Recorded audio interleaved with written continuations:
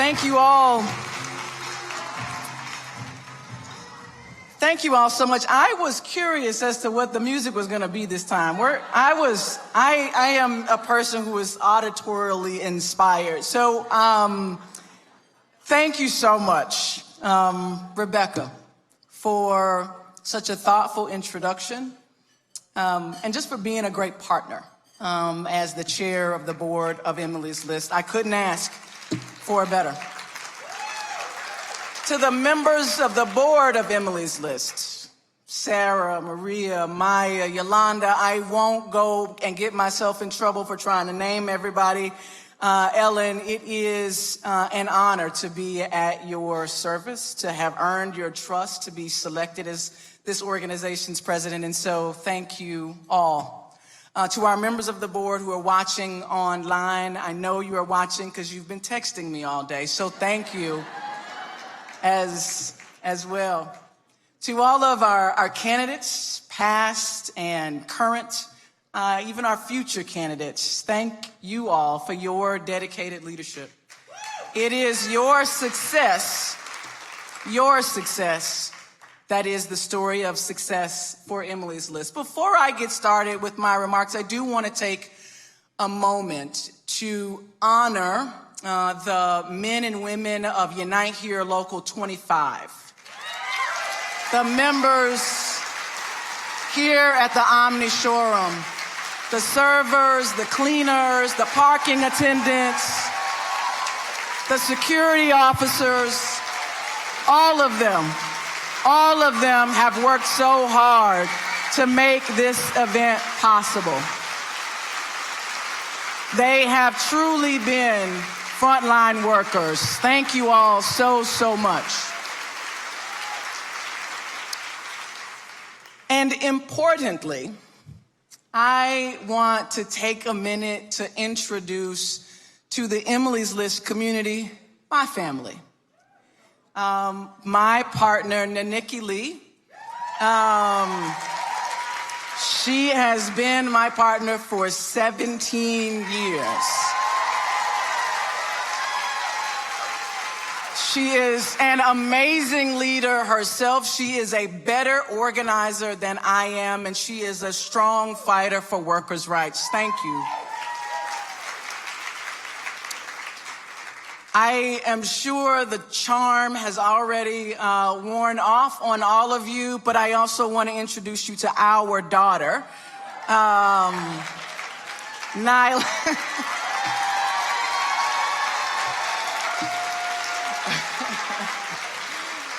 The most fearless, smartest, kindest girl I know. It is because of them that I am able to be the president of Emily's List in this moment. And so I owe them both a very public thank you. Speaking of family, I also want to acknowledge, we have been through some things, and it is such an honor that I believe he is still here. The second gentleman, Doug Imhoff, I do want to appreciate his presence here with us tonight.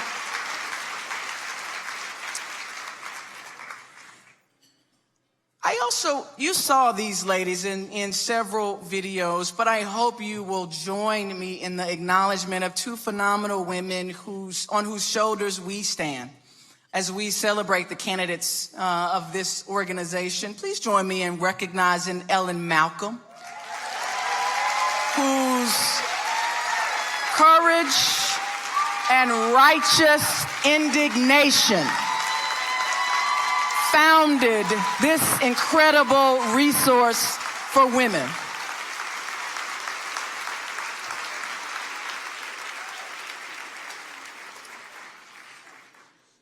And I want you to sit down because this person deserves her own standing applause. So I gave you a minute. I also want to sincerely appreciate the leadership and the friendship of Stephanie Shriak.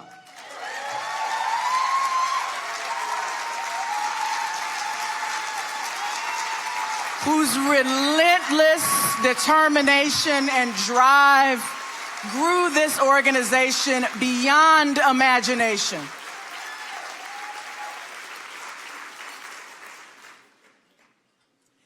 Finally,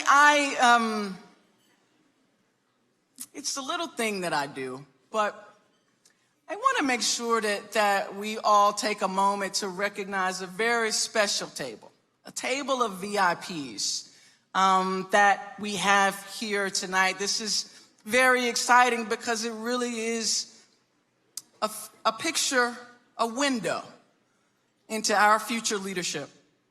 Can I have the girls at the girls' table, our VIP table, stand up, please? 9, 10, 11. Little girls from right here. Wave, ladies. Wave, ladies.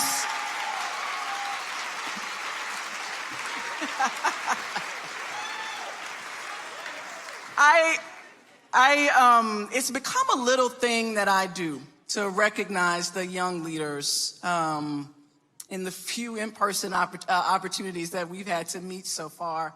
I always want to be reminded of not what we have done, not just what we have done, not just of what we are doing, but for whom we are doing it. And so it is a way for me to remind myself that none of this is about me. And that all of it is about them. You would not be surprised to know that I had a very different speech before 8:30 last night. And truth be told, I'm just sort of winging it. But here's the deal.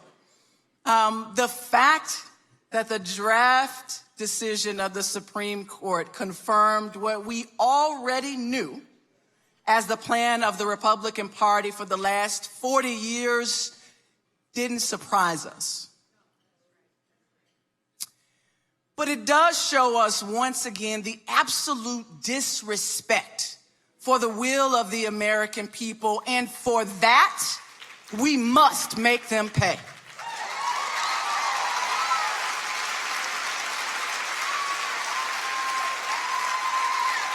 They must pay.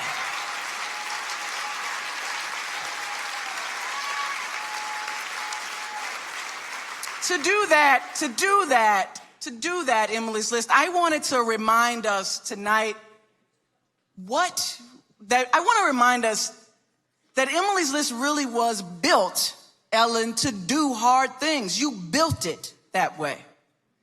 I want to remind us that we have done hard things before. Stephanie, you've led us through hard times. And yes, this is a hard moment. But we will persevere and we will thrive because hard is what we do. You know, since I started this job about 8 months ago, if I remember Rebecca said, since I started this job, it's really struck me how often I thought of the words of Coretta Scott King. My very first day on the job, my very first board meeting, I was reminded that it was Miss King who once called the women of this country to stand and be its very soul. And last night, her words came to me again. She said, freedom is never truly won. You earn it and you win it every generation.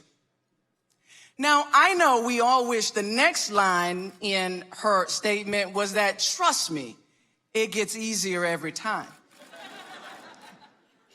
But because freedom and justice are such powerful tools, the fight to win them is hard, Patrick, and unrelenting.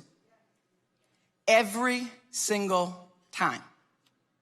And just as Ms. King advised, each generation has the responsibility to win when it's their turn. You all remember the difficult fights that Ellen and early supporters had to wage to make it plain and make it clear that Democratic pro-choice women were not only qualified to serve in elected office, but that they could also put together the money to win. She and those who dared to gather in her basement, before iPhones, before TikTok, with just their index cards and their Rolodexes. In 1986, they helped to elect Barbara Mikulski to the U.S. Senate.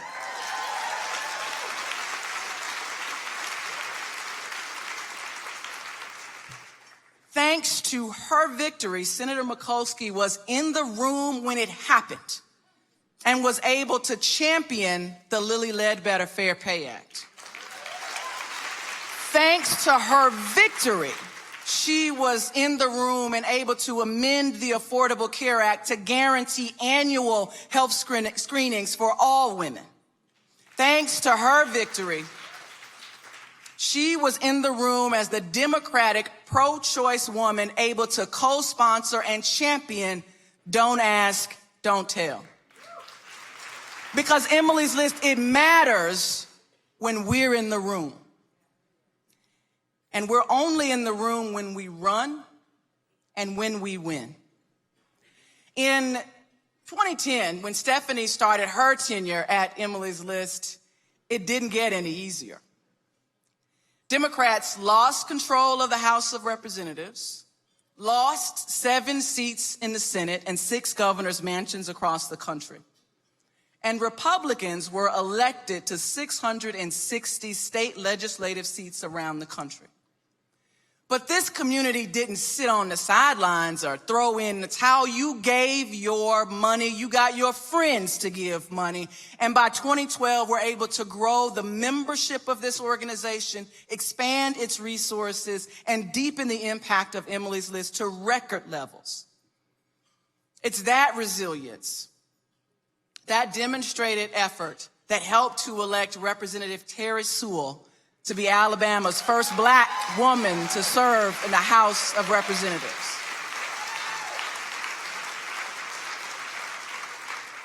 Representative Sewell is a member of the Black Maternal Health Caucus, and she was there in the room to help pass the Maternal Vaccination Act, ensuring equitable access to COVID-19 vaccines, but also help to make for a more equitable economic recovery for women, 40% of whom are the sole or primary breadwinners for their families.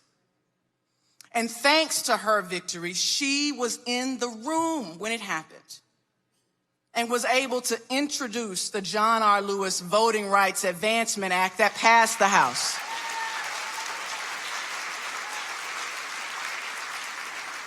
And when the unthinkable happened and Donald Trump was elected president, Emily's List was there to train and assist the women who were deciding to respond by running. Because it matters when we're in the room. And we're only in the room when we run and we win.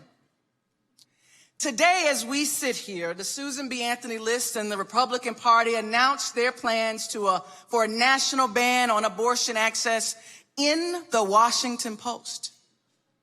The Supreme Court has already told us what direction they plan to rule, and there have been abortion bans introduced in 30 states around the country, with 13 states having already put trigger bans on the books. This draft opinion shows that they aren't going to stop at choice. In 2021, 19 states enacted laws making it harder to vote. We today are facing the rise of authoritarianism and a real threat to our democracy. Today, women in elected office face the dangerous explosion of disinformation and threats of violence. Remember, I told you what Ms. King said. Most importantly, what she didn't say.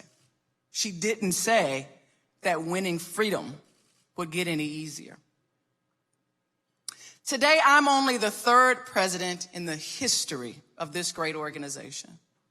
Me, the daughter of a working mom who was the sole breadwinner in our house when my father died when I was 16 years old.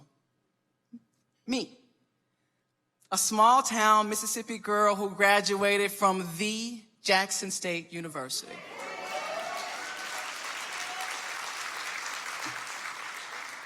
Yeah, me, the kid who organized in the labor movement and led the nation's largest union of caregivers at just 29 years old.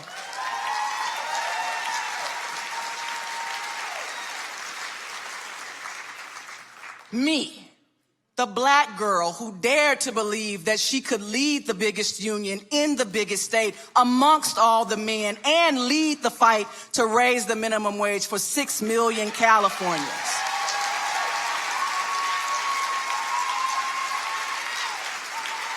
Yeah, me. You know, I grounded my remarks in the battles that we faced, the victories that we've celebrated, and the change that the Emily's List candidates have made. I gave a brief glimpse into my story simply to offer you 4 words. Now, it's our turn. Right now, it's our turn to protect and advance fair access to the ballot, to help preserve our democracy for generations to come. Right now, it's our turn to break down the systems that keep women, and especially women of color, locked out of rooms of power. Right now, it's our turn to ensure that the U.S. Senate never again convenes without the presence of a black woman representing the most loyal Democratic voters in this party.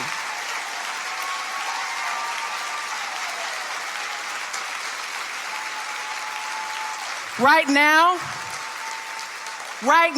it's our turn to use every lesson we've learned, every relationship we've built, and raise every dollar we can to ensure that we vote out every single person out of office who does not stand with protecting abortion access.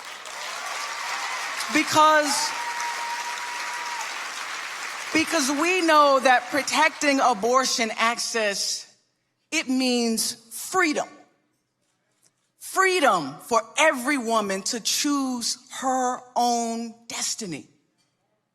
Emily's List, right now, it's our turn to think differently about how we build power and connect the movement for voting rights with the movement for protecting abortion, with the movement for Black lives, with the labor movement, with the climate justice movement. That's how we build power.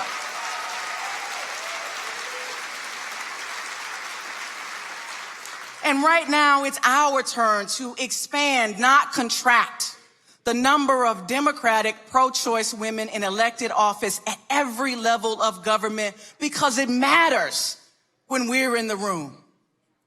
And we're only in the room when we run and when we win. Right now, it's our turn. It's our turn. So I'll close tonight the same way I began, reminding us that freedom is never really won, but that we have to earn it and win it with every generation. And every generation has a choice to make about what we're going to leave for the next. Earlier, I introduced you all to Nyla.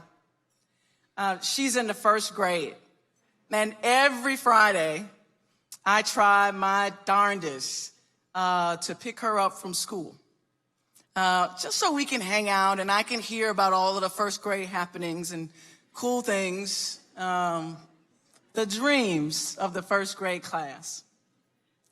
And after she gives me the full rundown, I often find myself wondering, how do I not burden her with my stuff? And so finally, as we continue to enjoy our dinner, and as we are all pissed off about the direction of the Supreme Court and women's freedom, the organizer in me has an assignment for you.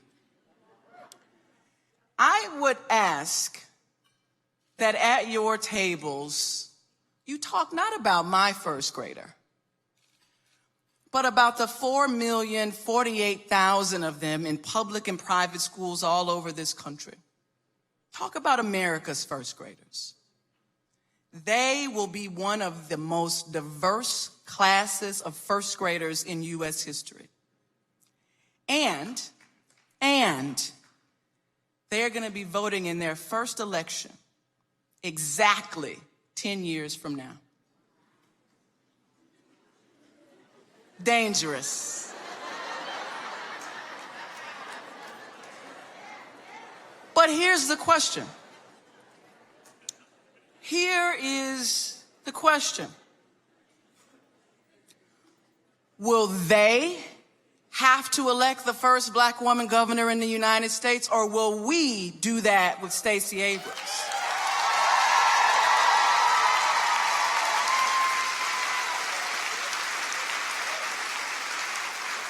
Will they have to win again the right to an abortion and freedom of their own bodies, or will we invest and protect those rights for them today when it's our turn?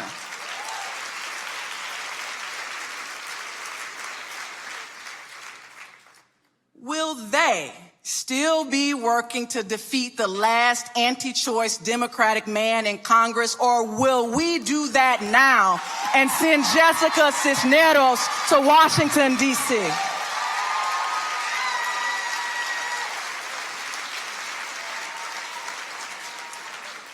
Emily's List, we all are who we are and where we are because of those who came before us. And what will come next is wholly dependent on what we do now. It's our turn. Thank you all.